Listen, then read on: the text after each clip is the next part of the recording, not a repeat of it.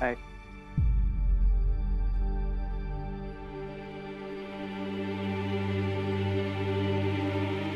तो मेरे बारे में सोच रही थी? तुम्हें पता है, आज सुबह से मैं सोच रहा था कि मैं कब ऑफिस पहुंचूं और कब तुमसे बात करूं।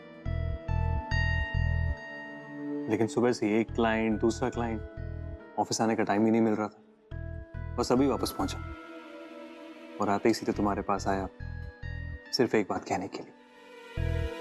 थैंक्स। थैंक्स? थैंक्स किस लिए असीम? हाँ कहने के लिए, मुझे जिंदगी की सबसे बड़ी खुशी देने के लिए। और जानती हो, सुबह जब भाभी ने मुझसे ये बात कही तो एक मिनट के लिए तो मुझे विश्वास ही नहीं हुआ।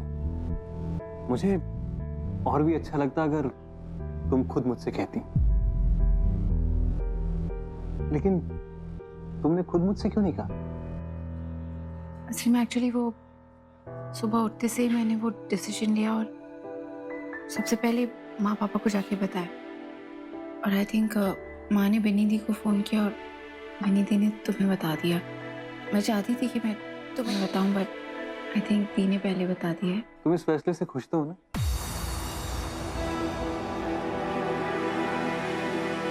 अब कहीं तुम ये फैसला किसी दबाव में आके या किसी एहसान का बदला चुकाने के लिए तो नहीं कर रही?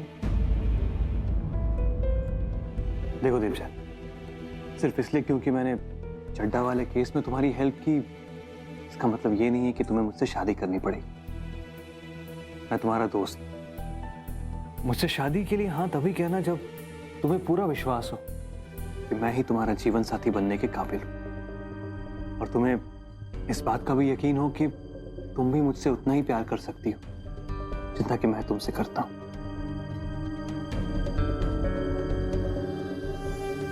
देखो असीम, मैं तुमसे शादी इसलिए कर रही हूँ क्योंकि तुम दूसरों की तरह खुद कर्ज नहीं हो। असीम, तुम अपने उसूलों के पक्के हो, एक अच्छे दोस्त हो।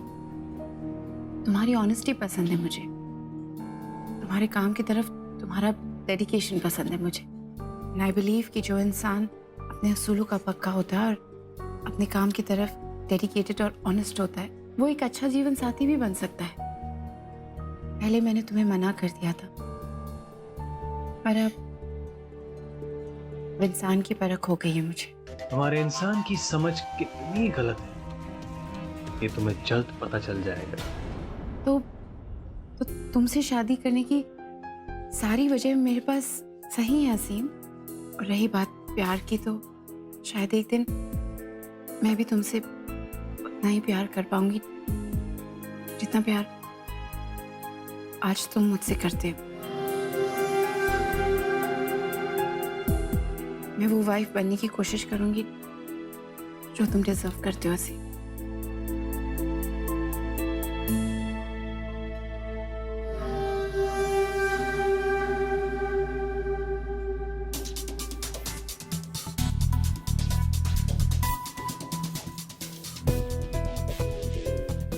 और मैं भी तुम्हें हर खुशी दूंगा, कभी भी कोई भी तकलीफ नहीं होने दूंगा तुम्हें।